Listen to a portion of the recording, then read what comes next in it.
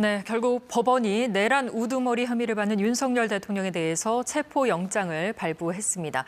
현직 대통령에 대한 체포영장 발부는 헌정사상 처음 있는 일입니다. 자세한 이야기 사회부 최인영 기자와 나눠보겠습니다. 최 기자, 우선 공조수사본부가 체포영장을 청구한 내용부터 정리를 해볼까요? 네, 공조수사본부는 어제 오전 10시 반쯤에 기자단에 윤석열 대통령에 대한 체포영장을 청구했다고 공지했습니다. 네. 이 청구한 시각은 어제 새벽 0시였고 서울 서부지방법원에 체포영장을 청구했다고 밝혔습니다. 공조본이 앞서 3번의 소환 통보를 했지만 윤석열 대통령이 응하지 않자 결국 체포영장 청구라는 결정을 내린 걸로 보이는데요. 네. 말씀하신 것처럼 수사기관이 현직 대통령에 대해 체포영장을 청구한 건 처음입니다. 네. 이게 법원 심리를 통해서 영장 청구 여부가 결정이 되는 거잖아요. 법원이 어떤 부분을 인정한 건가요? 네, 우선 체포영장 청구 요건을 보면 크게 2가지 조건이 필요한데요. 법원이 이 부분을 어느 정도 인정했다고 추측해 볼 수 있습니다. 형사소송법의 조항을 보면 우선 피의자가 죄를 범했다고 의심할 만한 상당한 이유가 있어야 합니다. 그리고 정당한 이유 없이 출석 요구에 응하지 않거나 응하지 않을 우려가 있는 때여야 합니다. 법원의 영장 발부는 바로 이런 점들이 고려된 걸로 분석됩니다. 앞서 공수처는 윤 대통령에게 3번의 출석을 통보했지만 윤 대통령 측은 응하지 않았습니다. 네. 윤 대통령 측은 불응 이유에 대해서 지금까지 공수처가 내란죄를 수사할 권한이 없다, 이런 점을 강조해 왔습니다. 네.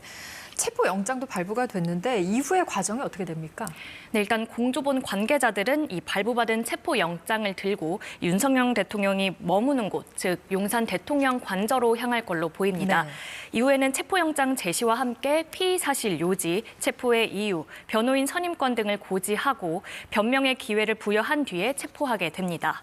체포영장 발부 뒤에는 48시간 이내에 구속영장을 청구할 수 있습니다. 네. 구속영장을 청구한다면 이 범죄의 경중이나 도망 우려, 또 증거인멸 우려 등 다시 법원의 판단을 받아야 하고요. 구속영장 청구를 하지 않거나 법원에서 발부받지 못하면 즉시 석방해야 합니다. 그렇군요. 그런데 혹시 경호처가 좀 집행을 방해한다거나 이런 일이 있지 않을까요? 네, 그럴 가능성도 있습니다. 이 집행 과정에서 대통령 경호처와 충돌을 빚을 가능성도 우려되는 부분인데요. 이 법원이 영장을 발부할 경우에 경호처가 이를 제지할 법적 근거는 없습니다. 만약 경호처가 영장 집행을 방해한다면 특수 공무집행 방해죄 등이 성립할 수도 있는데요.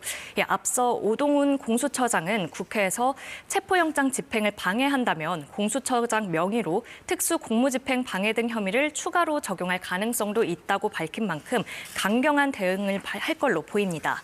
다만 아직까지 공수처는 이와 관련해서 경호처에 별도의 문건은 보내지 않은 걸로 파악이 됐고요. 체포영장을 집행하는 즉시 전자공문을 통해 보낼 수 있다는 입장입니다. 네, 알겠습니다.